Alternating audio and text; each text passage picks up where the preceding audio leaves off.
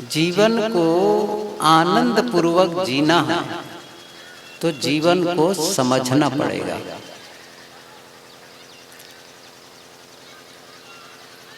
और सुकरात ने कहा है, जिस जीवन को समझा नहीं गया है, जिस जीवन को समझा नहीं गया है वह जीवन व्यर्थ है। आप नहीं समझे इसका मतलब नासमझी पूर्वक जी रहे हैं, सीधी सी बात है। एक है समझदारी से जीना और दूसरा है समझ पूर्वक जीना। और मैं इसलिए इस पर जोर दे रहा हूं। अभी किसी संत से मैं सुन रहा था, कोई बोल रहे थे, वहीं से आवाज जा रही थी, सदगुरु कबीर की ये पंक्ति, सकलो दुर्मति दूर करूं अच्छा जन्म बनाओ, काग गौन गति छाड़ के हंस गौन चली आओ। यहाँ जो अर्धाली है, अच्छा जन्म बनाओ, जन्म तो अच्छा ही मिला है मनुष्य का। अर्थ क्या है यहाँ? जीवन को अच्छा बनाओ। अच्छे जीवन में अच्छे परिणाम आएंगे, गलत जीवन में गलत परिणाम आएंगे। कभी कभी मैं लोगों से ये पूछा करता हूँ, आप अच्छा जीवन जी रहे हैं या अच्छा जीवन नहीं जी रहे हैं, इसे आप कैसे जानते हैं? मैं फिर से दोहराता हूँ, आप अच्छा जीवन जी रहे हैं या अच्छा जीवन नहीं जी रहे हैं, इसे आप कैसे जानते हैं? मैं बताऊं, सच तो क्या है, जानते ही नहीं है। कभी ऐसा प्रश्न अपने से किए नहीं है। लोग ये तो पूछ लेते हैं कि परमात्मा कहाँ है, कैसा है, आत्मा क्या है, या मुक्त होने के बाद में आत्मा कहाँ रहेगी। बहुत सारे प्रश्न पूछ लेते हैं, स्वर्ग और नरक की बातें कर लेते हैं, जीवन की बातें नहीं करते हैं, जीवन की बातें नहीं करते हैं। जैसे मैं अभी यहीं पर एक चर्चा करने लग जाऊं राजनीति की, तो बहुत से लोग बैठे हैं जो राजनीति की बहुत बातें जानते हैं और राजनीति की बारीकी से विश्लेषण कर सकते हैं। मैं यदि राजनीति को छोड़ करके सिनेमा की चर्चा करने लग जाऊं तो आप लोगों में से कई लोग होंगे जो सिनेमा के विषय में भी बारीकी से वर्णन करने लग जाएंगे। नया फिल्म कौन आ रहा है, कौन एक्टर है, कौन एक्ट्रेस है, कौन विलेन है, कौन गीत है, सब बताएंगे। मैं उसे भी छोड़ करके यदि खेल पर चर्चा शुरू कर दूं तो खेल पर लोग बताने लग जाएंगे कि आज कौन सा खेल, कौन खिलाड़ी क्या कर रहा है। ये सारी बातें वो खेल के संबंध में बता सकते हैं। लेकिन उन्हीं लोगों से पूछा जाए जीवन क्या है, तो फिर बताना कठिन है। जीवन क्या है हम जानते ही नहीं है, जीवन क्या है, जिए चले जा रहे हैं। मैंने पूछा ना अभी, अच्छा जीवन जी रहे हैं या अच्छा जीवन नहीं जी रहे हैं।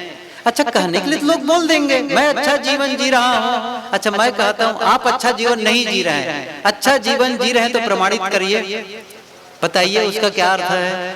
कैसे आप कह सकते हैं अच्छा जीवन जी रहे हैं? क्यों? जो लोग राजनीति के विषय में बारीकी से विश्लेषण कर रहे हैं, अखबार पढ़ते हैं तब राजनीति वाला पन्ना पलट लेते हैं, टीवी देखते हैं तो राजनीति के लिए समाचार सुन लेते हैं, मोबाइल में भी राजनीति के बारे में सुनते हैं। सिनेमा सिनेमा के बारे में ज्यादा जानने वाले लोग सिनेमा वाला पन्ना पलट लेते हैं अखबार में, उसके बारे में जानकारी हासिल करते चले जाते हैं। चाहे मोबाइल हो चाहे आप टीवी हो, सिनेमा पर आपका आकर्षण है, इसलिए आप उसके बारे में ज्यादा जानते हैं। ऐसे ही खेल के विषय में है, खेल के विषय में ज्यादा जानते हैं, खेल वाले पन्ना पलट लेते हैं। जीवन का पाठ तो पढ़ाया ही नहीं गया, और इसीलिए लोग जीवन जी रहे हैं। लेकिन उनसे पूछा जाए सार्थक जीवन किसे कहते हैं? जब मैं विद्यालयों में बोलने जाता हूँ, कभी कभी अवसर मिलता है कि विद्यालय वाले बुलाते हैं बोलने के लिए। पिछले साल फरवरी में एक कॉलेज में गया था, भिलाई में है उदय महाविद्यालय। वहां पर बीएड के बच्चों को एड्रेस करना था, उनको बोलना था। विषय दिए थे, विषय रहा education, value education programme, value education programme. मतलब जीवन को मूल्यवान कैसे बनाएं। उन बच्चों के बीच मैंने 1.5 घंटा बोला, जीवन को मूल्यवान कैसे बनाएं, कैसे हो, कैसे वैल्यू ऐड करें इस जीवन में। तब बच्चों से कभी कभी मैं पूछा करता हूँ, आप लोग सफल होना चाहते हैं? तो कहते हैं बिल्कुल सफल होना चाहते हैं। फिर बच्चों से मैं पूछता हूँ, अच्छा सफल होना चाहते हो, सफलता कहते किसे हैं? बच्चे चुप। सफलता कहते किसे हैं? अच्छा, उससे पहले तो मैं यही पूछ लेता हूँ उन लोगों से, क्या कि पढ़ते ही क्यों हो? पहली बात तो यही बता दो। और मैंने यहाँ शिक्षकों से भी पूछा है, पढ़ाते ही क्यों हो? आप लोग क्यों पढ़ाते हैं पता है ना? हमारा बच्चा पढ़ने जाएगा और ज्यादा से ज्यादा नंबर से पास होगा, अच्छे परसेंटेज से पास होगा। अच्छा, क्यों होगा? इसलिए हो ताकि बहुत बड़ी नौकरी मिले, ज्यादा पैसा कमाए। यही तो उद्देश्य होता है। तो बच्चे क्या बोलने लग जाते हैं? बच्चे बोलते हैं ज्ञान पाने के लिए। मैंने पूछा कौन सा ज्ञान पाना चाहते हो? फिर चुप। कुछ बच्चे बोलते हैं कि आगे बढ़ने के लिए। मैंने कहा किस दिशा में आगे बढ़ना चाहते हो? फिर चुप। फिर अंत में बच्चे भी वही कहते हैं जो आप कहते हैं, नौकरी के लिए। तब मैं उनसे कहता हूँ इसका मतलब है पढ़ लिख कर आप पैसा बनाने की मशीन बनना चाहते हैं। क्या शिक्षा का यही उद्देश्य है कि बच्चे नौकरी कर लें? शिक्षा का उद्देश्य है, मैं इसको नकारता नहीं हूँ। पहला उद्देश्य शिक्षा क्यों? शिक्षा के लिए 2 कारण हैं। पहला है जो हमें रोजी रोटी कमाना सिखाए, और दूसरा है जो हमें जीने का ढंग सिखाए। रोजी रोटी कमाने की शिक्षा विद्यालय और महाविद्यालय में जाकर तो पा जाते हैं, लेकिन जीने का ढंग स्कूल में। यही बिहार की बात है, मुजफ्फरपुर के पास में था एक जगह, कई साल पहले की बात है। एक लड़का बैठा था घर का छोटा, मेरे ख्याल से हाई स्कूल में पढ़ता रहा होगा। बातें कुछ करने लगा, फिर बताया तो मैंने कहा बेटा मैं जो बताऊंगा ना वो आपके शिक्षक नहीं बताएंगे, आपके पेरेंट्स नहीं बताने वाले हैं। कहा, उन्होंने क्या कहा? टीचर से तो केवल सिलेबस कंप्लीट करा देते हैं बस। अब आपके बच्चे क्या कर रहे हैं उनसे मतलब नहीं है, उनको है, उनको तनख्वाह मिलती है सिलेबस पूरा कराने के लिए। और इसीलिए मैं कभी कभी शिक्षकों से कहता हूँ कि आप बहुत बढ़िया प्रोफेशन में हैं, आपकी एक जिम्मेदारी मिल गई है सुंदर राष्ट्र के निर्माण में, सुंदर समाज के निर्माण में, सुंदर परिवार की रचना करने में। 3 लोग हैं, यदि ये 3 सुधर जाना हमारा देश का नक्शा ही बदल जाए, देश की स्थिति ही बदल जाए। वो कौन 3 है? माता पिता और शिक्षक। बस ये 3 आज ध्यान दे दें तो इसका रिजल्ट हमारे देश में 20 साल बाद आएगा। वो चीजें नहीं बताई जा रही है, फिर कैसे काम बनेगा? तो मैं शिक्षकों से कहता हूं कि भाई आप लोग केवल विषयों को न पढ़ाइए, केवल सिलेबस कंप्लीट मत कराइए, उसी बीच में थोड़ा सा समय निकालिए, चाहे सप्ताह में, 15 दिन में, महीना दिन में, कम से कम उसी 40 मिनट में से 10 मिनट समय निकाल करके बच्चों को जीवन का पाठ पढ़ाओ। और मैं अपने अनुभव से जानता हूं, सिलेबस कंप्लीट कराने वाले शिक्षकों को बच्चे प्रायः भूल जाते हैं, और जो शिक्षक जीवन का पाठ पढ़ाते हैं ना, उसे बच्चे जीवन भर याद आते हैं। ये पाठ केवल पढ़ करके काम नहीं होने वाला है, डिग्री ले लेने मात्र से काम नहीं होगा। इससे शास्त्रों के अध्ययन मात्र से भी आप जीवन को नहीं समझ पाएंगे, मैं बता देता हूं। अब मैं एक चीज और बढ़ के कहता हूं, केवल प्रवचन करने मात्र से भी, केवल प्रवचन करने मात्र से भी आत्मलाभ होने वाला नहीं है। और आप कहेंगे सुनने से हो जाएगा ना, सुनने से भी नहीं होगा। नायमात्मा प्रवचने लभ्यो न मेध्या न बहुना श्रुतेन, नहीं होता है। उसके लिए तपस्या चाहिए, उसके लिए भीतर गहराई में जाकर के, जैसे आप बाहर झाड़ू लगाते नहीं है, अपने आंगन को वैसे ही झाड़ना पड़ता है, सफाई करनी पड़ती है। ये साहब ने कहा भी है, जो तू साचा बाणिया साची हाट लगाओ, अंदर झाड़ू दे के कूड़ा दूरी बहाओ। जो अन्य से शरीर हम जो यहाँ पर कचड़े इकट्ठे कर लिए हैं, विकारों का एक साम्राज्य स्थापित कर लिए हैं, उसे साफ करना होगा। ये केवल वक्तव्य देने से नहीं होगा, शास्त्रों के अध्ययन मात्र से नहीं होगा। पठका पाठकाश्चैव चान्ये शास्त्र विचिंतिका, सर्वे व्यष्टिनो मूर्खा यह क्रियावान सब पंडिता। पढ़ने वाले पढ़ाने वाले व्यष्टि और मूर्ख हैं। ये महाभारत में बात आई है। ये विषय मेरा अलग हो जाएगा, मैं वापस आता हूं। मैंने जो कहा था कि बच्चों से पूछता हूं कि सफल होना चाहते हो तो सफलता किसे कहते हैं, सफलता किसे कहते हैं, वो उत्तर ही नहीं दे पाते हैं। मैंने कहा अभी तो मैंने शुरुआत की है, आगे एक और प्रश्न है मेरा, सफल जीवन की परिभाषा क्या है? सफल जीवन की कब मानोगे कि मैं सफल जीवन जी रहा हूं? कब मानोगे, या किसे देखकर कहोगे कि वो जीवन सफल जी रहा है? मैंने कहा था ना, जीवन का पाठ नहीं पढ़ाया जा रहा है। और तब कैसे जानेंगे कि मैं अच्छा जीवन जी रहा हूं या अच्छा जीवन नहीं जी रहा हूं? ये मेरा मूल प्रश्न था। अच्छा जीवन जी रहे हैं या अच्छा जीवन नहीं जी रहे हैं, बड़ा सरल है जानना। वो क्या है? एक तरीका है। क्या? जीवन में आने वाला परिणाम, जीवन में जो रोज रोज रिजल्ट आ रहा है ना, जो आप रोज महसूस कर रहे हो, जो रोज आप अनुभव कर रहे हो, वो क्या है? कैसा अनुभव हो रहा है?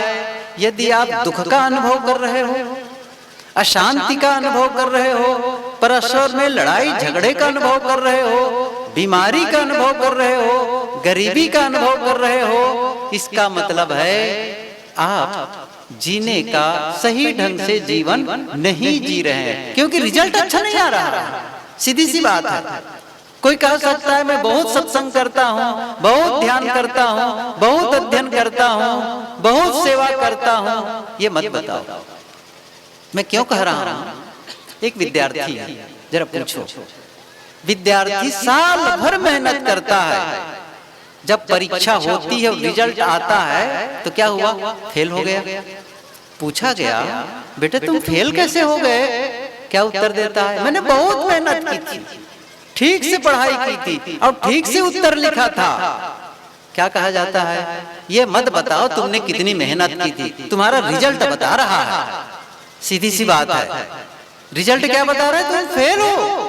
ऐसे ही आप क्या कह रहे हैं? मैं बहुत सत्संग करता हूँ, बहुत ध्यान करता हूँ, बहुत दान करता हूँ, तीर्थों में घूम आया है, बहुत सेवा करता हूँ। ये मत बताओ रिजल्ट क्या आ रहा है। यदि आप सुख शांति का अनुभव करते हैं, सुंदर स्वास्थ्य का अनुभव करते हैं, समृद्धि का अनुभव करते हैं और आपस में रिश्तों में मधुरता का अनुभव करते हैं, परस्पर प्रेम का अनुभव करते हैं, तब कहा जाएगा आप अच्छा जीवन जी रहे हैं। और मैंने कहा ना, जीवन का पाठ नहीं पढ़ाया जाता है, सार्थक जीवन कैसे जिएं, ये एक अहम प्रश्न है हमारे लिए। किसी भी पंथ के हो, फिर से मैं थोड़ा सा बाउंड्री खोलता हूं, किसी भी पंथ के हो, इससे क्या फर्क पड़ जाएगा? आप किसी के पुजारी हो, किसी भी देवी देवता के उपासक हो, क्या होगा इससे? आप पूजा करते हो, क्या मात्र इसी से आपका काम बन जाएगा? क्या आप मन निर्मल हो जाएगा? मन की पवित्रता हो जाएगी? नहीं होने वाली। जब तक आप मन के तह में नहीं जाओगे, भीतर झांकोगे नहीं और वहां जाकर के उसकी सफाई नहीं करोगे अंतस में, तब तक वो मैल जाने वाला नहीं है। क्योंकि अंदर में जब होता क्या है, इसको समझो। जब आप अकेले बैठते हैं क्या होता है बताइए? जब काम करते हैं तो काम में लगे रहते हैं, चाहे वह भोजन बनाती ही माताएं, झाड़ू लगाती हैं, कपड़े धोती हैं, रोटी पर कुछ भी काम करती हैं, काम में लगा है और सारा काम से छुट्टी पा गए। आप भी ऑफिस में काम करते हैं, किसी कारखाना में काम करते हैं, खेत में काम करते, कहीं भी सबसे छुट्टी पा गए और जब अकेले होते हैं, कोई काम नहीं है, तब क्या आता है भीतर? आप देखिए, आप क्या शांत रह पाते हैं, खुश रह पाते हैं? किसी की याद नहीं आती है ना? किसी की याद ना आए, सबसे बढ़िया। क्यों याद करने की जरूरत है? अकेले बैठे चुपचाप सड़क की याद कर रहे हैं, पेड़ पौधे की याद कर रहे हैं, पशुओं की याद कर रहे हैं, लड़ाई झगड़े की याद कर रहे हैं। क्यों याद करने की जरूरत है? क्या कचरा आ रहा है? क्या जरूरत है उसकी है?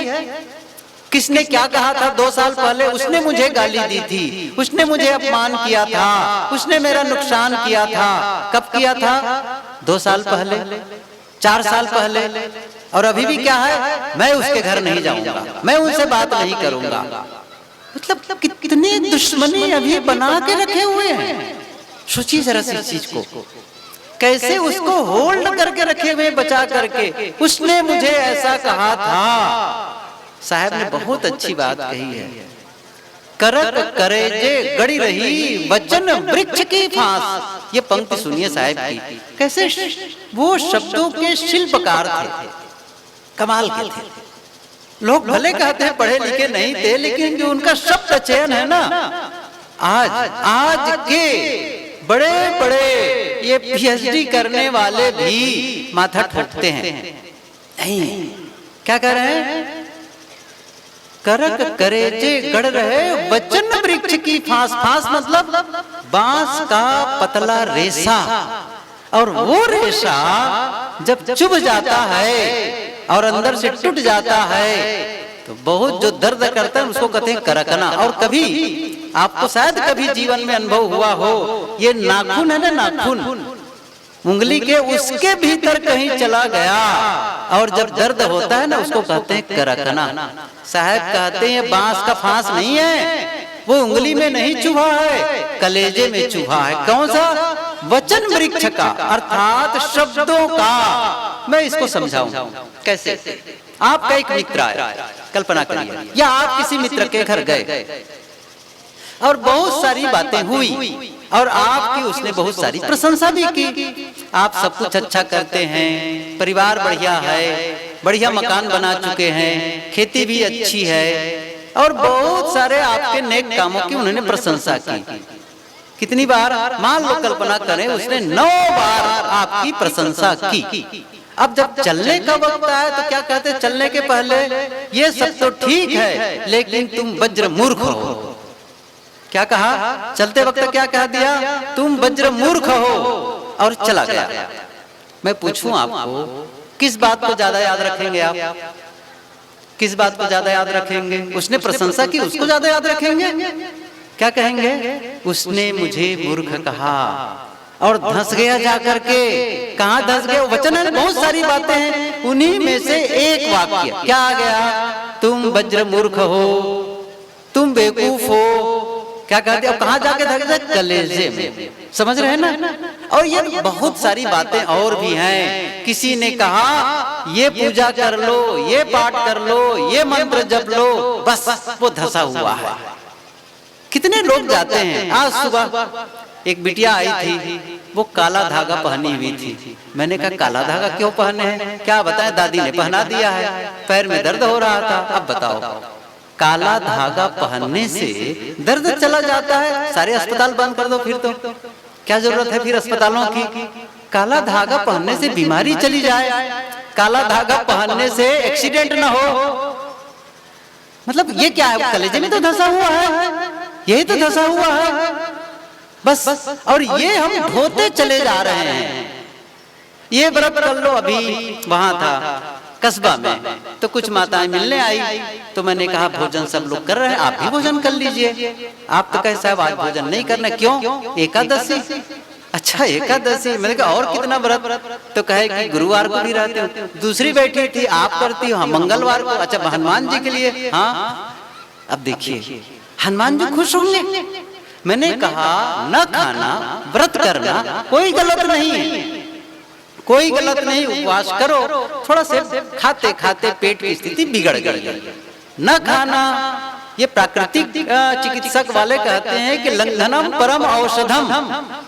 भूखा रहोगे तो स्वास्थ्य ठीक रहेगा, ये कोई गलत नहीं है। लेकिन इस आशा से अमुक तिथि को मैं उपवास करूंगा, व्रत करूंगा, तो उसका परिणाम ये आएगा। अमुक देवता के नाम से मैं उपवास करूंगा, व्रत करूंगा, तो मुझे ये परिणाम आएगा। कैसे भ्रम में अटके हुए हैं।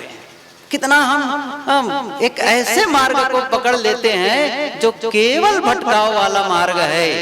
क्यों? जीवन की समझ नहीं है। इस यूनिवर्स के बारे में हम नहीं समझ पाते हैं। सत्य का उद्घाटन नहीं हुआ है जीवन में। कैसे ये काम करती है पूरी सृष्टि, यदि इसको समझ लिया जाए तो किसी भ्रम में पड़ने की जरूरत नहीं है।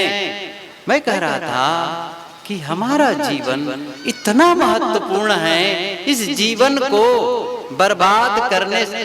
बैठ जाओ ना, आप प्रवचन सुनने आए कि बंदई करने आए? बैठ जाओ, बाद में कर लेना जब रोक रहे हैं। देखो आप लोग भी ध्यान रखना भाई, ये जीवन को एक निवेदन है, बर्बाद होने से बचाओ, बस बर्बाद होने से बचाओ।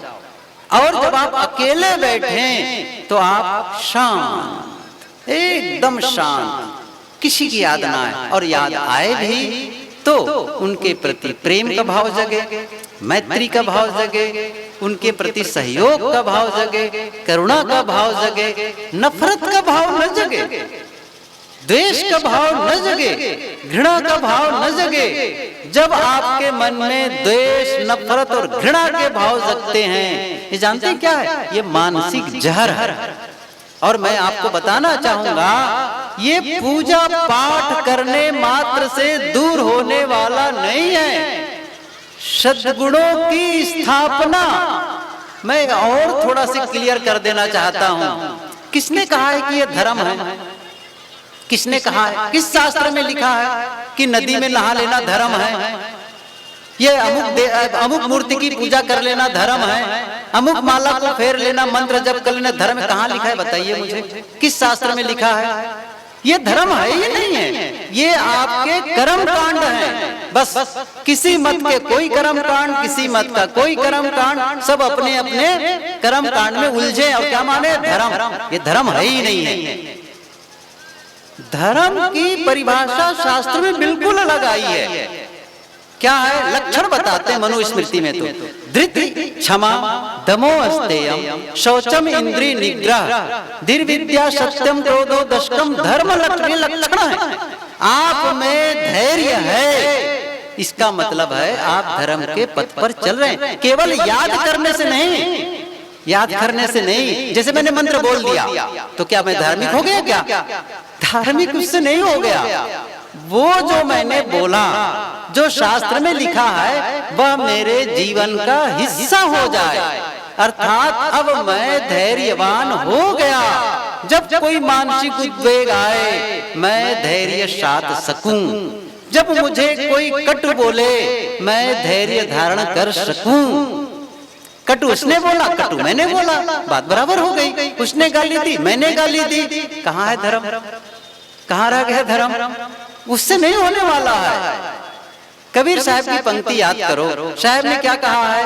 आवत गारी एक है, उलटत होय अनेक, कहाँ ही कबीर ना उलट ये, वही एक की एक। अब देखो धर्म की स्थापना कैसे साफ कर रहे हैं। गाली आती है तो एक आती है, और जब आप उलट देते हैं तब फिर वो डबल हो गई, उलटने लगी, अनेक होने लग गई। अच्छा, आपने गाली दी, फिर वहां से गाली आई, फिर आपने दी, फिर आपने उसने गाली दी। अब गाली का सिलसिला कब तक चलेगा? आंख, महात्मा गांधी ने कहा, आंख के बदले आंख पूरी दुनिया को अंधा बना देगी, पूरी दुनिया को। कहीं रुको, साहब कहते आप रुक जाओ ना, खुद रुक जाओ। ये कब होगा? धैर्य, आप शांत। क्यों? क्योंकि गाली देने के संस्कार उनके हैं, उनके अंदर में ऐसे संस्कार नहीं आ पाए, उनके माता पिता ने वो संस्कार नहीं दिए, उनके परिवार के लोगों ने उन्हें ये पाठ नहीं पढ़ाया, मुंह से गाली न निकलना चाहिए। गाली एक दिन की बात थोड़ी होती है। किसी को गाली देने के पहले गाली पैदा करते हैं, गाली को जीते हैं आप। जब आपको किसी को 10 रुपया देना होता है, 10 रुपया कमाते हैं। ऐसे ही जब गाली देना हुआ तो गाली आपने क्या किया है भीतर में? अब सोचो बड़ा सा, अब कितनी विकृति को, कितनी अशुद्धि को, कितनी गंदगी को आपने भरी, और तब तो आप उसको बाहर निकाल रहे हैं। जैसे आप कोई बंदूक चलाते देखेंगे तो बंदूक में क्या भरते हैं? कारतूस, समझ रहे हैं? कारतूस। अच्छा, बिना कारतूस के बंदूक को, ट्रिगर को दबा दें, क्या होगा? कोई फर्क नहीं, आवाज भर आएगी, कुछ नहीं होने वाला है। वो कारतूस भरते हैं, और जब ट्रिगर दबाते हैं तो वो कारतूस वहां जाकर के निशाने पर काम तमाम करता है। तो पहले क्या किया आपने? ट्रिगर दबाने के पहले आपने कारतूस भरा है, जहर भरा है। वो उनके संस्कार हैं। अब आप क्या कर रहे हैं? उनके बदले आप भी वही दे रहे हैं। क्या आपने ध्यान नहीं रखा? मैं सत्संगी हूँ, मैं सभ्य परिवार का सदस्य हूँ, आपको ध्यान रखना चाहिए। साहब ने क्या कहा है? वो तो वैसा ही हुआ, तू मति हो अयान, वो निर्गुणिया तय गुणवंता मते कहीं में शान। वो तो वैसा ही हुआ, वो अयान है, वो ज्ञानी है, वो नासमझ है, वो गलती कर सकता है। मैं कैसे गलती करूं? मैं सत्संगी हूं, मैं सभ्य परिवार से आया हूं, मेरे माता पिता ने ये संस्कार नहीं दिए हैं, मैं गाली नहीं निकालूंगा। ये उनका विषय है। मैं बताऊं, ये है आपकी धर्म। धर्म की स्थापना यहाँ हुई। क्यों? धैर्य रखे आपने, धैर्य रखा आपने। और ये ऐसे नहीं हो जाएगा कि आप गाली नहीं देंगे। प्रतिक्रिया, रिएक्शन लेस होना कोई सरल काम नहीं है। हर आदमी प्रतिक्रिया में जी रहा है हर समय। नहीं, सहनम सर्व दुखानाम अप्रतिकार पूर्वकम। स्वामी शंकराचार्य ने कहा है, सहनम सर्व दुखानाम अप्रतिकार पूर्वकम। ये प्रतिकार नहीं चाहिए, सहो, लेकिन उसके बारे में भीतर में कोई प्रतिक्रिया न जगे। इसलिए कि बाहर से तो गाली नहीं दी मुंह से, लेकिन अंदर अंदर में आप, अंदर अंदर आप गाली दे रहे हैं। सफलता नहीं मिलेगी, ये पूर्णता नहीं है, ये पूर्णता नहीं है। अंदर से भी उनके प्रति करुणा जगे। ये तो मैं कह रहा था, धृति क्षमा दमोह, क्षमा का भाव जग जाए, करुणा का भाव जग जाए। ये धर्म है। किसने कहा है कि अमुक मूर्ति की पूजा कर लेना धर्म है कह करके, अमुक नदी में नहा लेना धर्म है कह करके? कहाँ कहा गया? परम धर्म श्रुति विदित अहिंसा, धर्म न दूसर सत्य समाना, दया धर्म का मूल है। ये जो पवित्रता है, यदि जीवन में वो धारण कर लेते तब धर्म आता है। कपड़ा बदलने से नहीं आएगा कि हम आज सफेद कपड़ा पहन लिए, तिलक लगा लिए, दाढ़ी बढ़ा लिए या बाल घुटा लिए, ये धर्म के लक्षण नहीं है, ये आपके संप्रदाय के लक्षण होते हैं। हम आज सफेद कपड़ा पहने, किसी में जाओगे तो वो गेरुआ कपड़ा पहनेगा, कोई पीला कपड़ा पहनेगा, कोई और कपड़े। कुछ लोग होते हैं बिना कपड़े के भी रहते हैं। कुंभ मेला में देखे ना, नागा साधु आए थे बिना कपड़े के। अब आप इसको मानोगे धार्मिक है? अरे धार्मिक नहीं है भाई, ये धार्मिक नहीं है। जो इसे जीते हैं, जो भी सत्य को सनातन धर्म बोलते हैं। ये सनातन धर्म थोड़ी है, कोई सनातन धर्म नहीं है ये। तथागत बुद्ध ने कहा सनातन धर्म क्या है? वैरेन। उन्होंने कहा है कि वैर से वैर नहीं मिटता, नहीं वैरेन वैरानी संबंधित कुदाचनम अवैरेन च संबंधी एस धम्मो सनातनो। वैर से वैर नहीं मिटता है, अवैर से ही वैर मिटता है। ये सनातन धर्म है, ये सनातन। गाली का उत्तर गाली न देना, बल्कि मीठे शब्दों में देना। किसी के गलत कृत्य को बदले में गलत कृत्य कर दो, नहीं करना है। देखो, मैं न्याय नीति, कभी कोई ऐसी बात आए तो कभी न्याय नीति का भी रास्ता पकड़ना पड़ता है, वो गलत नहीं है। लेकिन मन में दुर्भावना रखना और जीते रहना, ये अशांति के कारण बन सकते हैं। इसलिए हम सभी को क्या करना है? जीवन को निर्मल बनाना, और उसके लिए आपको अकेले बैठना पड़ेगा। ये ध्यान दो। मैंने रात में थोड़ी सी चर्चा की थी कि विचार कैसे सोचें। मैंने एक पुस्तक पढ़ी, कैसे सोचें। सोचना नहीं सिखाया गया है, और यहीं से शुरुआत होती है। आपका विचार आपका जीवन बनाता है। आप जैसा सोचते हैं वैसा आपका जीवन बनता चला जाता है। गलत सोचेंगे गलत जीवन बन जाएगा, अच्छा सोचेंगे अच्छा जीवन बन जाएगा। जैसे मैं आपको पूछूं, पानी का आकार क्या है? पूछता हूं, पानी का आकार क्या है? आप क्या कहेंगे? पानी का कोई आकार नहीं है। जिस बर्तन में हम पानी को रखते हैं, जल को रखते हैं, उसी आकार का हो जाता है।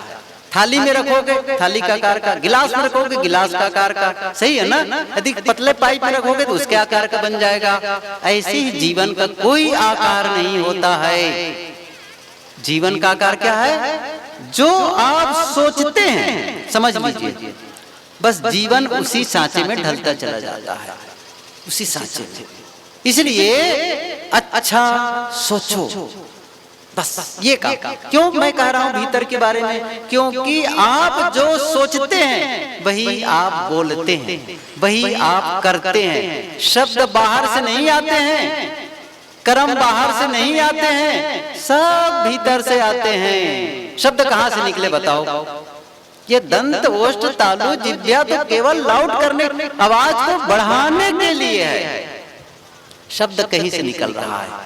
जैसे आपके घर में पानी का नल लगा हो, चाहे आपके गांव में कोई टंकी बड़ी बनी हो, वहां से पानी का पाइप गया हो, और आपके बाथरूम में पानी का नल लगा है, किचन में नल लगा है, आंगन में लगा हुआ है। आपने क्या किया? एक नल को खोला और नीचे हाथ रखा, या कोई बर्तन में पानी को लिए। जब पानी को देखते हैं तो क्या अनुमान लगाते हैं? ऐसा ही पानी टंकी में होगा, सही है ना? कहां से आया है? नल से पानी नहीं आया है, टंकी से आया है। नल तो केवल माध्यम है वहां तक खोलने के लिए, पानी को गिराने के लिए। पानी कहाँ है? टंकी में है। यदि पानी, टंकी का पानी मैला है तो नल में कैसा पानी आएगा? मैला। स्वच्छ है तो स्वच्छ आएगा। ऐसे ही आपके अंतस में मैला है, आपके अंदर में जहर है तो शब्दों में जहर निकलेगा। इसलिए शब्दों को नहीं सुधारना है, कर्मों को नहीं सुधारना है, अंतस को सुधारना है। अंतस को। वो साधना कहाँ करते हैं बताओ? मैंने कहा ना, ऊपर का कर्म कांड कर लिए, कर्म कांड कर लिए, बस ऐसे ऐसे कर लिए। गजब हो गया ये। मतलब कितना भटकाए चले जा रहे हैं समाज को लोग, कितना भटकाए चले जा रहे हैं। सदगुरु कबीर ने कहा नहीं, हृदय बसे तेहि राम न जाना। साहब ने कहा सदा धर्म जाके हृदय बसी। धर्म मंदिर में नहीं है, धर्म पोथी में नहीं है, धर्म किसी तीर्थ में नहीं है, धर्म आपके दिल में है। लेकिन उसका उद्घाटन चाहिए, उद्घाटन चाहिए। उद्घाटन ही नहीं कर रहे हैं आप। जैसे उद्घाटन का मतलब क्या हुआ, जब आप उसका प्रयोग करते हैं जीवन में, तब आपके जीवन में फैल जाता है, फैल जाता है। जैसे खेत है, देखो गेहूं की फसल दिख रही है, इस खेत में अन्न है।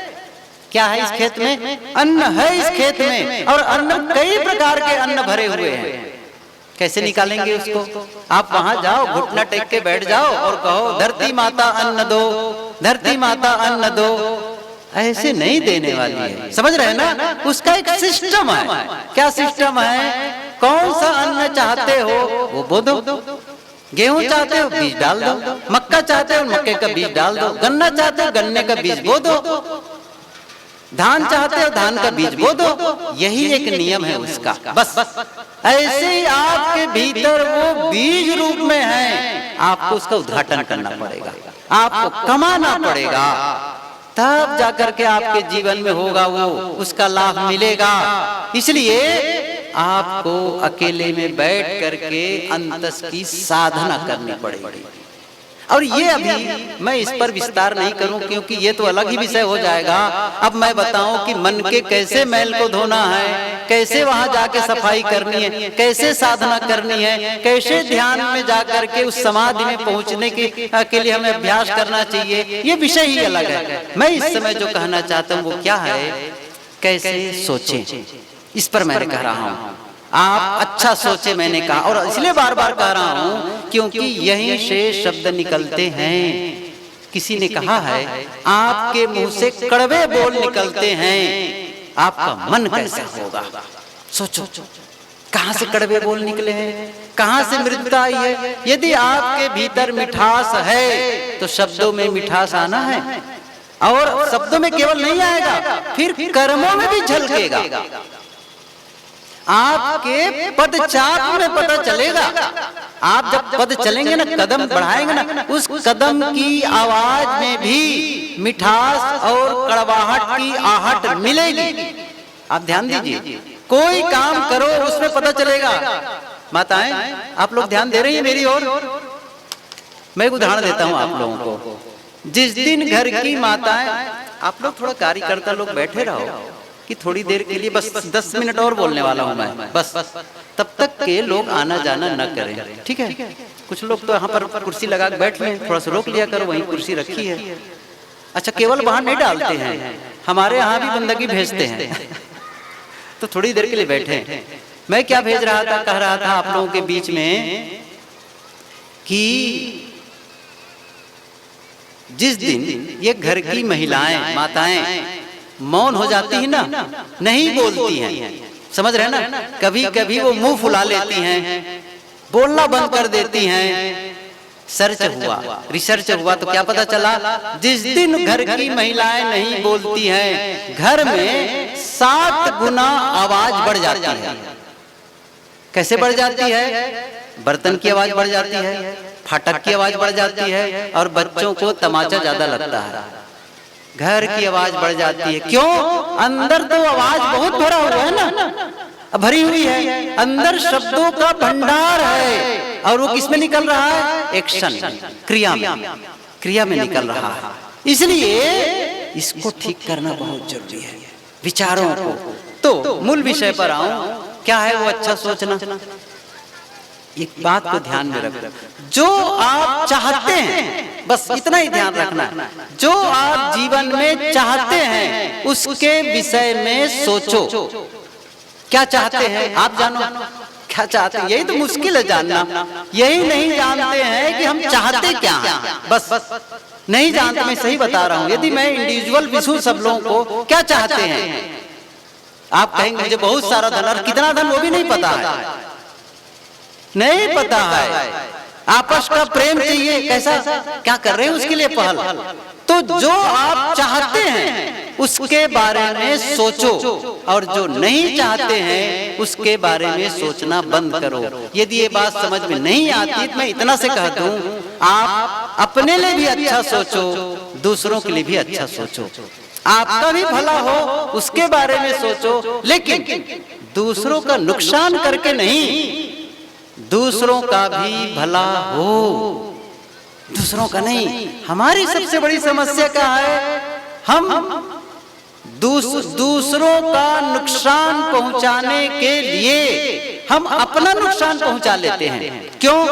दूसरों की उन्नति हमें सहन नहीं होती है, दूसरों की प्रगति हमें पसंद नहीं है। महात्मा लोग एक कहानी कहते हैं, बहुत पुरानी कहानी है। दो तपस्वी तपस्या कर रहे थे। उनकी तपस्या से खुश होकर ब्रह्मा जी आए। ब्रह्मा जी ने कहा, मांगो वरदान, मैं खुश हूं, लेकिन एक शर्त है। कौन सी शर्त है? जो मांगेगा उसको उतना मिलेगा, और जो नहीं मांगेगा उसको डबल मिलेगा। मतलब यदि घर वो मांगा 10,000 रुपये, तो दूसरे को क्या मिल जाएगा? 20,000 रुपये मिलेगा। यदि उसने मांगा एक मकान, तो उसको डबल मकान मिल जाएगा। तब आपस में क्या करें? तुम मांगो, नहीं तुम मांगो। अब कोई नहीं मांग रहा है, क्यों सिंगल में रहे, डबल मिले उसको, न मांगने पर तो डबल मिलने वाला है। अब दोनों द्वंद्व में फंसे, अब क्या करें? तब बहुत देर जब हो गई, ब्रह्मा ने कहा, अब मैं जा रहा हूं, समय खत्म हो रहा है, मांगना है तो मांग लो। एक तपस्वी ने कहा, ब्रह्मा जी आप यदि खुश हैं तो एक काम करें, मेरी एक आंख फूट जाए। क्या कहा? मेरी एक आंख फूट जाए। अब क्या हुआ? पड़ोसी की दोनों आंख फूट गई। समझ रहे हैं ना? दोनों आंख। उनको ये सहन नहीं था मेरे लिए एक अच्छा मकान बन जाए, उनका दूसरा दो बन जाएगा। तो क्या कहा? अपना नुकसान करके हम दूसरों का नुकसान करा देते हैं। कितना गलत विचार है, कितना कलुषित विचार है। मैं वही कह रहा हूं, अपने लिए भी अच्छा सोचो, दूसरों के लिए अच्छा सोचो। ये धर्म है, ये धर्म है, समझ लीजिए। दूसरों के अहित को सोचना। समस्या क्या है हमारे साथ में बताता हूं। हम लोग जब अकेले बैठते हैं ना, दूसरों की समीक्षा करने लग जाते हैं, दूसरों के गुण दोषों की हम अवलोकन करने लग जाते हैं, और उनकी बुराइयों के विषय में सोचने लगते हैं। वो ऐसा है, वैसा है, ऐसा करता है, वैसा करता है। सारे उनके अवगुणों को दिमाग में हम फेरते रहते हैं। परिणाम क्या होता है? उनका जो अवगुण है ना, हम भीतर बसाने लग जाते हैं। ये हमारी, वही करो, साधना अकेले करने की जरूरत है। बहुत कम लोग होंगे ऐसे, लोग तो मिलेंगे जो घर में मंदिर या मूर्ति या चित्र रख लिए और पूजा कर लेंगे, व्रत कर लेंगे, लेकिन ऐसे बहुत कम लोग मिलेंगे जो आत्म साधना के लिए समय निकाले और अंतस की पवित्रता के लिए मेहनत करें। और जब हम गलत बोलते हैं, गलत काम करते हैं और गलत शब्द बोलते हैं, तो जीवन में जब गलत परिणाम आने लगता है, तब क्या कहते हैं हम? दुनिया के लोग हमारे साथ सही व्यवहार नहीं कर रहे हैं, दूसरों को दोस्त। फिर और उतना ही नहीं है, फिर क्या कहेंगे? तांत्रिकों के पास जाएंगे, साधुओं के पास जाएंगे, और क्या कहेंगे? मैं बहुत दुखी हूं। और वो लोग बैठे हुए हैं, या हाथ दिखाने जाएंगे, मेरा हाथ देखो, भविष्य कैसा है, मैं बहुत दुखी हूं। अब वो लोग बड़े इंतजार में बैठे रहे, ये आए कोई मुर्गा तो फंसाए। क्या कर रहे हैं? ये ठीक हो जाएगा, ऐसा कर लो, वैसा कर लो, ये पाठ कर लो, वो पूजा कर लो, इतना दक्षिणा कर दो, उनको भोजन करा दो। अब ये विस्तार की जरूरत है, सब समझते हैं इस चीज को। क्या आप पूजा के बल पर अपने पाप को काट पाओगे? क्या किसी की पूजा कर देने से पाप कट जाते हैं? मैं पूछ रहा हूं आप लोगों से। कबीर साहब जी ने कहा, नहीं कटते हैं। आपन कर्म न मेटो जाई, कर्म का लिखा मिटे धो कैसे, जो युग कोटि सिराई। और वो पंक्ति याद न भी हो आप लोगों को, लेकिन ये पंक्ति तो मेरे ख्याल से सबको याद होना चाहिए, और नहीं है तो कर लो, काम आएगा। लिख लो अपनी डायरी में या दीवार में जाकर के, कबीर कमाई आपनी निष्फल कभी न जाए, बोया पेड़ बबूल का आम कहां से खाए। स्कूल की पढ़ाई में ही हम याद कर लिए थे, बोया पेड़ बबूल का आम कहां से, कांटे का बीज बो करके कभी भी फूल नहीं पा सकते। ये नियम है, ये नियम कबीर साहब ने नहीं बनाया है, ये कुदरत का नियम है। हम पढ़ ही नहीं पा रहे थे, कबीर साहब जी ने इस ढंग से बताया ताकि हमारी समझ में आ जाए, बस यही काम है। यही मैंने कहा था ना, जीवन का पाठ, जीवन की पोथी पढ़ना सीखो। ये बाहर की पोथी काम नहीं आएगी। बाहर की पोथी का केवल एक काम है, क्या? वो हमें जीवन की पोथी पढ़ना सिखा दे, बस। जब आप कोई चीज चाकू से काटते हैं और हाथ कट जाता है तो दर्द होता है, सही है कि नहीं? ये सीख है, मतलब हाथ के कटने में दर्द होता है, इसका मतलब है दूसरों को भी दर्द होता है, बस ये सीख है। दूसरों के साथ दर्द का व्यवहार मत करो, दूसरे को मत काटो, दूसरों को तकलीफ मत दो। आपका अपमान कोई कर देता है, अच्छा नहीं लगता, ये सीख है जीवन की। अब क्या करना है? दूसरों का भी अपमान न करो, बस सीधी सी बात है। आपकी कोई प्रशंसा करता है, आप खुश हो जाते हैं, दूसरों का भी करो फिर। यही तो जीवन का पाठ है, यही करना है हम सबको। तो मैं कह रहा था, आप पूजा पाठ करके आप कहेंगे मेरा जीवन सुधर जाएगा या मेरे पाप कट जाएंगे, ये झूठा आश्वासन आप कोई देता है, आप उनसे दूर हो जाए। मैं एक उदाहरण दूं और बंद करूं। बहुत सारे उदाहरण हैं लेकिन एक ही बहुत होगा। घर में एक मंदिर बना के रखे थे और पति पत्नी दोनों उसकी पूजा करते थे। रोज सामने जाकर के हाथ जोड़ लेते थे, पूजा करते थे और कुछ मंत्र जप करते थे। छोटा बच्चा था उनका, बच्चे ने पूछा, मम्मी भगवान की पूजा क्यों करती हो? बच्चे बड़े मासूम होते ना, क्या कहा? भगवान की पूजा क्यों करती हो? मम्मी ने कहा, अरे भगवान सर्वज्ञ है, सर्वशक्तिमान है, सब कुछ कर सकता है, हमारे बिगड़े काम को बना देता है, हमारी कामनाओं की पूर्ति कर देता है, इसलिए हम भगवान की पूजा करते हैं। भगवान खुश रहेंगे तो हमारी कामनाएं पूरी होंगी। उस बच्चे ने कहा, सुन लिया, उसने भी समझ लिया कि भगवान की पूजा क्यों होती है। एक वाक्य को उसने पकड़ लिया, बिगड़े काम को भगवान बना देता है। अगले दिन से वो बच्चा भी हाथ जोड़ करके मंदिर के सामने, भगवान के सामने, वो मूर्ति के सामने वो पूजा करने लगा।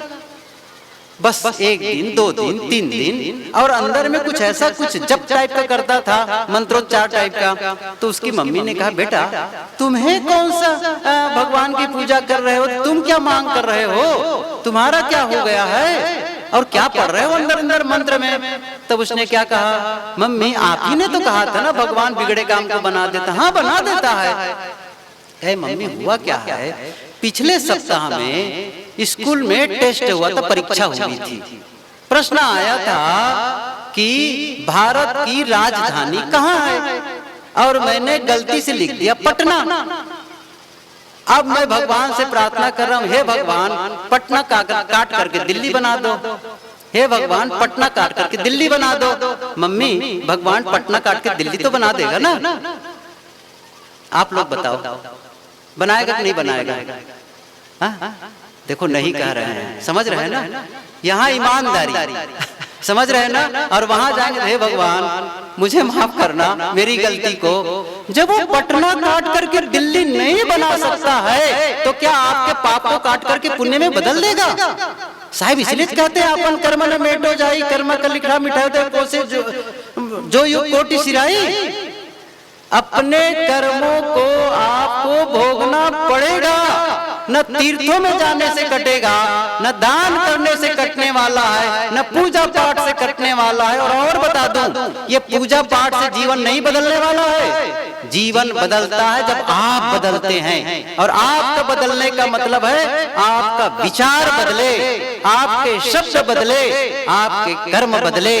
ये मन वाणी की पवित्रता ही असली साधना है, असली भजन है। इसी भजन के लिए सद्गुरु कबीर साहब ने संदेश दिया है कि आप आत्म साधना करके अपना कल्याण करो। समझो भीतर कोई है सत्य, उस सत्य के उद्घाटन की जरूरत है। अभी मेरे पास अवसर नहीं कि उस चीज को विस्तार से बताऊं, लेकिन एक मैसेज आपके भीतर में, आप केवल बाहरी कर्म कांड में उलझो मत, समझो संतों के पास सत्संग करके, सदग्रंथ अच्छी पुस्तकों को जो जीवन निर्माण के लिए है, जो सचमुच सदगुरु कबीर के बीजक को यदि पढ़ेंगे ना तो सचमुच आंखें खुल जाएगी। क्योंकि भीतर की आत्मा और सत्य को जानने के लिए भीतर की आंखें खोलनी पड़ेगी। ये बाहर की आंखों से देखकर जिसकी पूजा करते हो ना, वो पूजा से काम नहीं चलेगा। भीतर की आंखें खोलने की जरूरत है, और भीतर की आंखें खुलेगी उसका माध्यम ये सत्संग भी है। इसलिए आप ये काम करें। बहरहाल मैंने आप लोगों से बहुत सारी बातें कह दी, और भले ये शोरगुल होता रहा, लेकिन फिर भी कुछ लोग हैं जो बड़ी शालीनता से सुन रहे थे। आप लोगों ने जो शालीनता का परिचय दिया उसके लिए बहुत बहुत धन्यवाद। सबको साहेब बंदगी साहेब।